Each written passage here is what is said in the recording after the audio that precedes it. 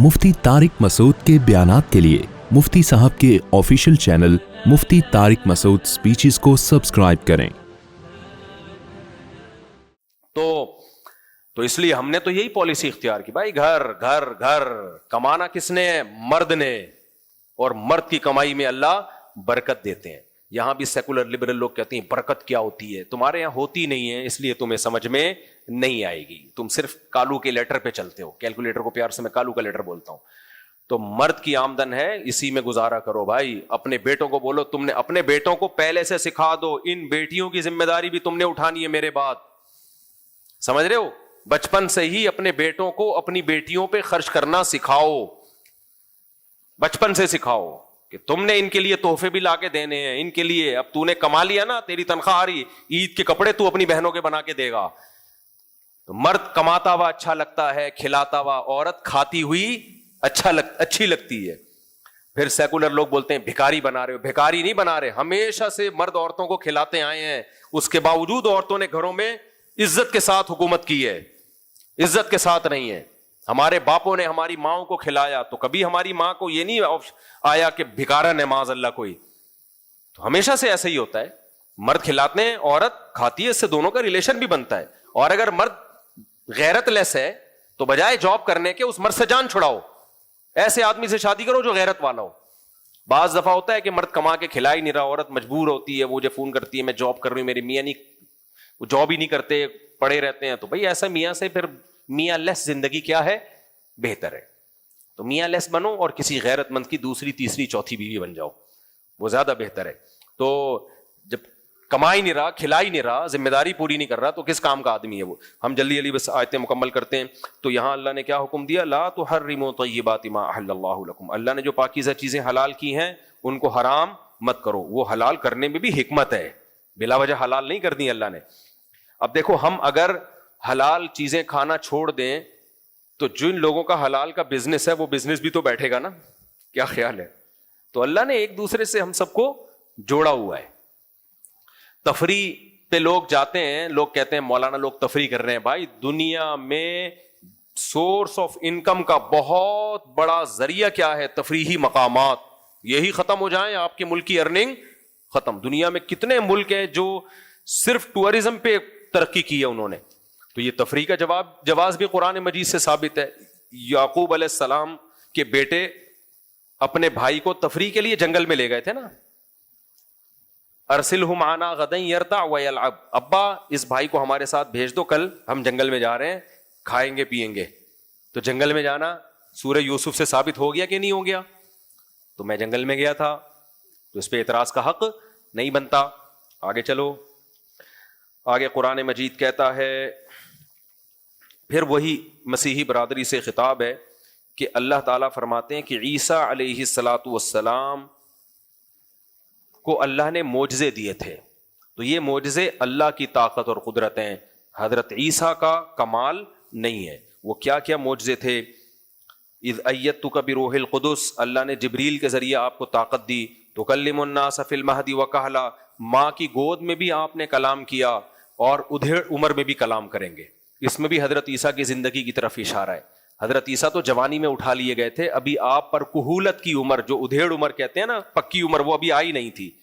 तो ये भी हजरत ईसा का मोजज़ा है कि उधेड़ उम्र में भी वो लोगों से कलाम करेंगे। तो ये इशारा है कि अभी नाजिल होंगे कुर्ब क़यामत में। और इज़ तख़लुक़ु मिनत्तीनी कहयअति तैर। अच्छा, ये भी अब देखो, वइज़ अल्लमतुकल किताब, बहुत इंपॉर्टेंट आयत। ए ईसा, मैंने तुझे किताब सिखाई, वल हिकमा, हिकमत की बातें सिखाई जो हजरत ईसा के की हदीसें थी, वत तौराता वल इंजील, मैंने तौरात भी सिखाई और इंजील भी सिखाई। सवाल पैदा होता है, तौरात भी सिखा दी, इंजील भी सिखा दी, हिकमत की बातें भी सिखा दी, तो कंप्लीट हो गया ना। तो किताब से क्या मुराद है? यहां उलमा इस तरफ गए एक जमात कि अल किताब से मुराद कुरान मजीद है, क्योंकि हजरत ईसा कुर्ब क़यामत में नाजिल होंगे तो फैसला किस पे करेंगे? बोलो, कुरान मजीद पे फैसला करेंगे। तो अल्लाह ने आपको कुरान का इल्म पहले से दिया है, और कुरान का इल्म मुकम्मल नहीं होता हदीस जाने बगैर। तो इस कुरान का इल्म में हदीस खुद ब खुद आ गई, और कुरान और हदीस کے بعد جب تک تفقع نہ ہو، خاص فقہی بصیرت نہ ہو، یہ بھی حدیث سے ثابت ہے، تو وہ جب تک وہ فقہی بصیرت نہیں ہوگی قرآن حدیث سمجھ میں نہیں آتا. تو اس کو کہتے ہیں مجتہد، جس میں قرآن و حدیث کا علم بھی پراپر ہو اور قرآن و حدیث سمجھنے کی صلاحیت بھی ہو. اس کے لیے کیا ٹرم ایجاد کی گئی ہے؟ مجتہد. تو اس سے صاف پتہ چلتا ہے کہ حضرت عیسیٰ ابن مریم مجتہد ہوں گے. اب ہمارے اہل حدیث بھائی یہاں سوال کرتے ہیں کہ اگر فقہ حنفی پہ چلنا ضروری یا فقہ شافعی پہ چلنا ضروری، تو عیسیٰ علیہ السلام جب نازل ہوں گے تو وہ حنفی ہوں گے یا شافعی ہوں گے؟ سمجھ رہے ہو؟ اس کا جواب یہ ہے کہ وہ مجتہد ہوں گے، وہ کسی کی تقلید نہیں کریں گے. لیکن ہمارے لیے مسئلہ آسان ہوگا، ہم پہلے ابو حنیفہ کی تقلید کرتے تھے، ان کو چھوڑ کے ہم کس کی تقلید کریں گے؟ حضرت عیسیٰ علیہ السلام کی، کیونکہ ان کا مجتہد ہونا تو منصوص ہے. آپ کے لیے مسئلہ کھڑا ہوگا، پہلے آپ مجتہدین کی پہلے بھی تقلید نہیں کرتے تھے اور عیسیٰ علیہ السلام کے نازل ہونے کے بعد بھی تقلید نہیں کرو گے، تو عیسیٰ علیہ السلام نہیں چلنے دیں گے آپ کو. وہ اس وقت اتنے چینل نہیں ہوں گے کہ یہاں سے ایک آدمی قرآن حدیث کی تشریح میں 8 رکعت تراویح، یہاں سے قرآن حدیث کی تشریح میں دوسرا چینل 20 رکعت تراویح، یہاں سے قرآن حدیث کی تشریح میں تراویح نہیں ہے سرے سے، وہاں سے ایک چینل 3 طلاقیں 1، وہاں سے 3 طلاقیں 3، وہاں سے زور سے آمین آہستہ آمین. حضرت عیسیٰ کہیں گے کہ جب مجھے قرآن کا علم اللہ نے دیا ہے اور قرآن حدیث کے بغیر ممکن ہے نہیں، اور قرآن و حدیث کے لیے تفقع اور بصیرت اجتہادی صلاحیت بھی چاہیے سمجھنے کے لیے، یہ بھی حدیث سے ثابت ہے، تو یہ ساری چیزیں مجھ میں موجود ہیں، تو ٹھیک سیدھے طریقے سے مجھے فالو کرنا پڑے گا. میں اسلام ہی بتاؤں گا، اس کے علاوہ کچھ بھی نہیں بتاؤں گا. تو جو میں کہہ دوں حلال، اس کو حلال ماننا پڑے گا، جو میں کہہ دوں گا ناجائز، اس کو ناجائز ماننا پڑے گا. تو ہم ابو حنیفہ رحمہ اللہ کی تقلید چھوڑ کر ان سے بڑے مجتہد آ گئے تو ان کی تقلید کر لیں گے. تو مقلدین کے لیے نہ اب مسئلہ تھا نہ اس وقت مسئلہ ہوگا، بیچارے غیر مقلدین کے لیے اب بھی بڑا مسئلہ ہے اور اس وقت تو بہت بڑا مسئلہ ہو جائے. اب کیوں مسئلہ ہے؟ اس لیے کہ بہت سارے لوگوں کی ان کو تقلید کرنی پڑتی ہے. وہ الگ مسئلہ، وہ الگ مسئلہ، وہ الگ مسئلہ، وہ الگ مسئلہ، تو وہ پھر ایک کو پکڑ کے بیٹھ جاتے ہیں عام طور پر. اچھا میرے بھائی آگے چلتے ہیں ہم جلدی. تو حضرت عیسیٰ علیہ السلام کے معجزے، تو کتاب کا علم بھی، تورات کا علم بھی، انجیل کا علم بھی، اور حکمت کی باتیں الگ. وَإِذْ تَخْلُقُ مِنَ الطِّينِ كَهَيْئَةِ الطَّيْرِ، حضرت عیسیٰ مٹی سے پرندہ بناتے اور اس میں پھونک مارتے وہ پرندہ بن کے اڑنے لگتا. اچھا دیکھو، اللہ نے قرب قیامت میں حضرت عیسیٰ کو کیوں رکھا ہے نزول کے لیے؟ وجہ اس کی شاید یہ معلوم ہوتی ہے کہ ہر پیغمبر جو جس بھی زمانے میں آتے ہیں نا، ان کو اس حساب سے معجزے دیے جاتے ہیں. آج کل دور ہے سائنس کا، مادہ پرستی اتنی زیادہ ہے کہ خدا کے انکار کے لیے بھی نا سائنسی نظریات گڑھے جا رہے ہیں کہ یہ خدا نہیں بنا سکتا، اس کی یہ لاجک ہے، چاہے وہ صحیح ہو غلط ہو. بہت دفعہ غلط لاجک ہوتی ہے کیونکہ یہ سمجھ میں نہیں آ رہا اللہ نے کیسے بنا دیا. تو اللہ عیسیٰ ابن مریم کو بھیجے گا، مردے کو زندہ کر کے دکھائیں تاکہ پتہ چلے کہ اللہ کچھ کرنے میں کسی سبب اور لاجک کا محتاج نہیں ہے. کوڑ کے مریض یا جو پیدائشی نابینا ہو، اس کو نئی بینائی مل سکتی، اس کو آپ پیدائشی نابینا کی آنکھیں لے آیا کرتے تھے. تو یہ سارے معجزے اللہ نے عیسیٰ علیہ السلام کو دیے ہیں جو سائنس کو چیلنج کریں گے. ہم آگے چلتے ہیں. اس کے بعد سورہ انعام ہے. سورہ انعام کی بس آخری رکوع پڑھ دیتا ہوں، وقت بہت ہو گیا. بہت اہم رکوع ہے سورہ انعام کا آخری رکوع. اللہ نے اپنی نعمتیں اور اپنی قدرتیں قرآن میں بیان کی ہیں اور بار بار کہا ذالکم اللہ، یہ ہے اللہ. جو کہتے ہیں نا اللہ کہاں ہے، اللہ ہمیں نظر نہیں آتا، اللہ کہتے ہیں یہ راہ تمہارے سامنے، یہ کام اللہ کے بغیر ہو نہیں سکتے. وہ کیا قدرتیں اللہ تعالیٰ کی؟ فرمایا ان اللہ فالق الحب والنوا، دانے اور گھٹلی کو پھاڑنے والا. سائنسدان کہتے ہیں ایوالو ہوئی ہے یہ گھٹلی بھی. کیا کہتے ہیں آج کل ہمارے مسلمان ڈاکٹر بھی یہی باتیں کر رہے ہیں، ہلدی ایوالو ہو کے اس نے اپنے آپ کو اتنا بینیفیشل بنا دیا ہے. سمجھ رہے ہو؟ یہ جو خربوزہ ہے نا، خربوزے کا لفظ کتنا اچھا ہے، یہ ایوالو ہو کے ایسا خربوزہ بنا ہے. تربوز گرمیوں میں کتنا مزے کا ہوتا ہے، یہ ایوالو ہوا ہے، یعنی ایوالو ہو کے یہاں تک آ گیا کمبخت کہ اس کے اندر بیج پیدا ہو گئے، اس بیج میں سافٹ ویئر بھی انسٹال ہو گئے. وہ بیج جب آپ زمین میں ڈالو گے تو اس سے دوبارہ ویسے ہی خربوزے کی اور تربوز کی بیل پیدا ہو جائے گی. ہر بیل کے اندر وہی بیج ہوں گے, پھر ان بیجوں کو دوبارہ ڈالو گے, وہی پروسیس. یہ بیج کے اندر ایسے سافٹ ویئر انسٹال ہو جانا یہ ایوالو ہونے کا نتیجہ نہیں ہے. یہ کوئی ماہر ہے انجینئر جس نے یہ سافٹ ویئر انسٹال کیے ہیں. یہ بہت پیچیدہ سافٹ ویئر ہے, یہ ہلکے نہیں ہے کہ لا آف چانس کے تحت کروڑوں سال میں خود بخود ڈیولپ ہو جائیں گے. یہ نہیں ہو سکتا. اور زندہ سافٹ ویئر, یخرج الحی من المیت ومخرج المیت من الحی. اللہ کہتے ہیں اس بے جان سے حیات کو پیدا کر دیتا ہوں میں, زندگی کو. زندگی کو اب تک ڈاکٹر ایکسپلین نہیں کر پائے ہیں کہ زندگی نام کس چیز کا ہے, اور اس زندگی کو کہہ رہے ہیں کہ یہ آٹومیٹیکلی خود بخود بن گئی. تو اس لیے اللہ نے فرمایا ان لوگوں کی کم بختوں کی باتوں میں مت آنا. ان اللہ فالق الحب والنوى, دانے اور گھٹلی کو پھاڑنے والا.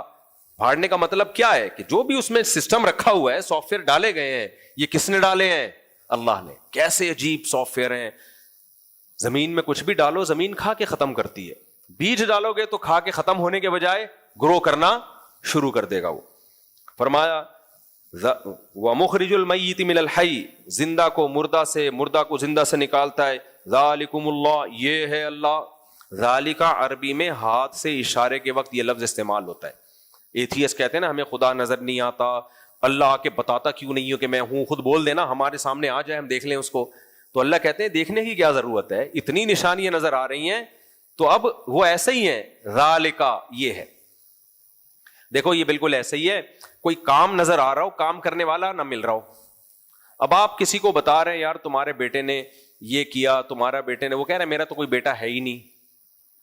تو پھر آپ اس کی تباہ کاریاں یا کلاکاریاں لے جا کے دکھاؤ, بولے یہ ہے تمہارا بیٹا.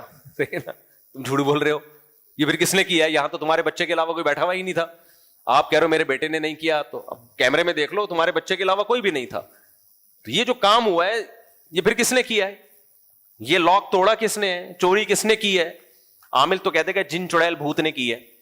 جس کے گھر میں چور نہ پکڑا جا رہا ہونا اور عامل کہ جن چوری کر رہے ہیں, تو یا تو عامل خود چوری کروا رہا ہے یا خود آپ کے اپنے گھر کا چور ہے. جن لاکر توڑ کے چوری نہیں کرتے. آگے چلو میرے بھائی, جب بھی موقع ملتا ہے 4 شادیوں اور عاملوں کو میں رگڑتا رہتا ہوں.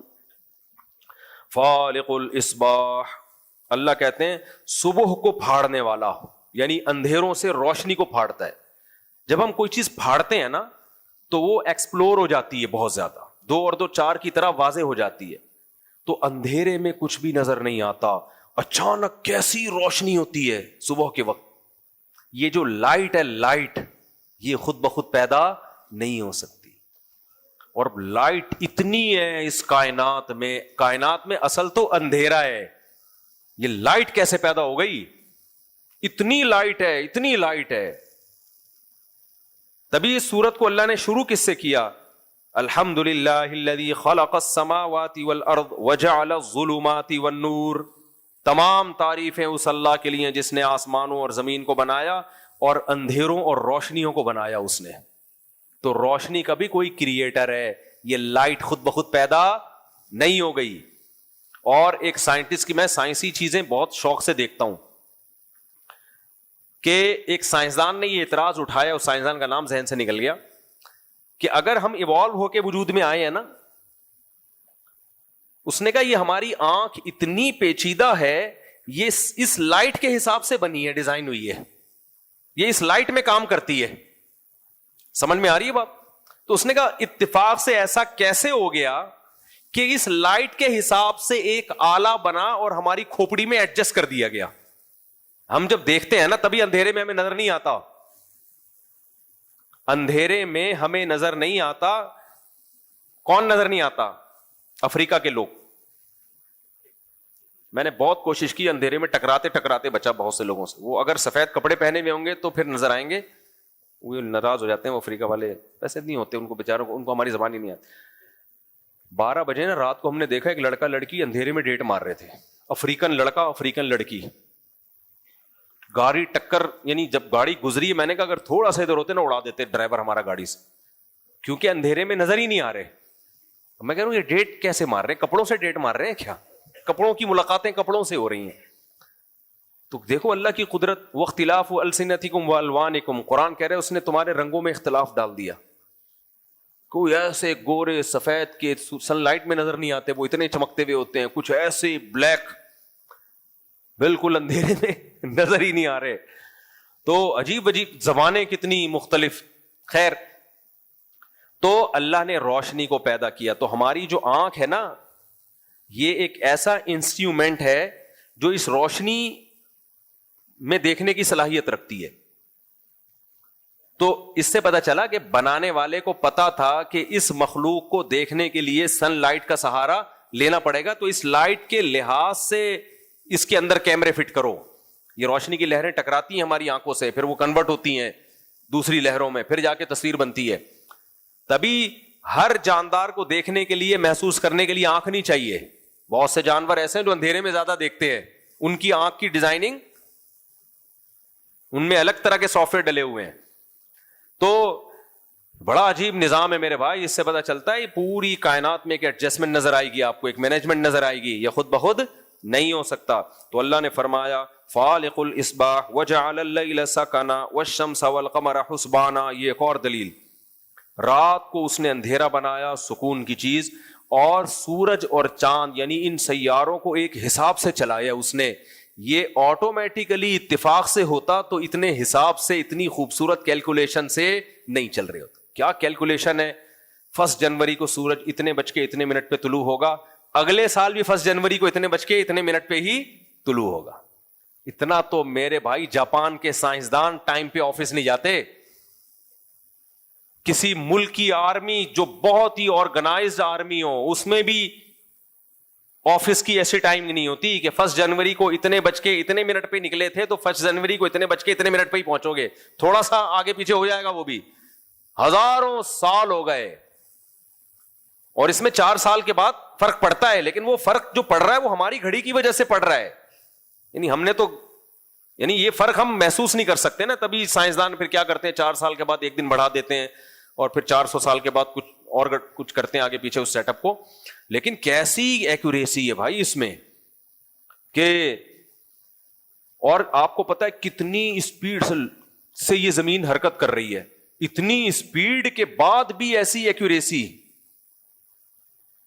جب اتنی اسپیڈ سے ہم سفر کرتے ہیں تو تھوڑی بہت تو گڑبڑ ہوتی ہے. اپنے محور کے گرد بھی گھوم رہی ہے, سورج کے گرد بھی گھوم رہی ہے, پھر سورج زمین کو اپنے گرد, اور زمین چاند کو اپنے گرد, اور پھر 9 سیاروں کو اپنے گرد. یہ پورے پریوار سمیت گلیکسی کے گرد چکر لگا رہا ہے.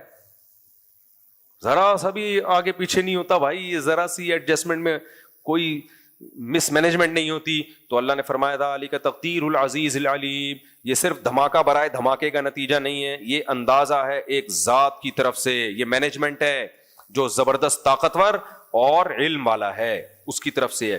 پھر آگے اللہ فرماتے ہیں جعل لکم النجوم لتہتدوا بہا. اس نے تمہارے لیے آسمانوں میں ستارے پیدا کیے تاکہ تم سمندروں میں اور صحراؤں میں سفر کر سکو.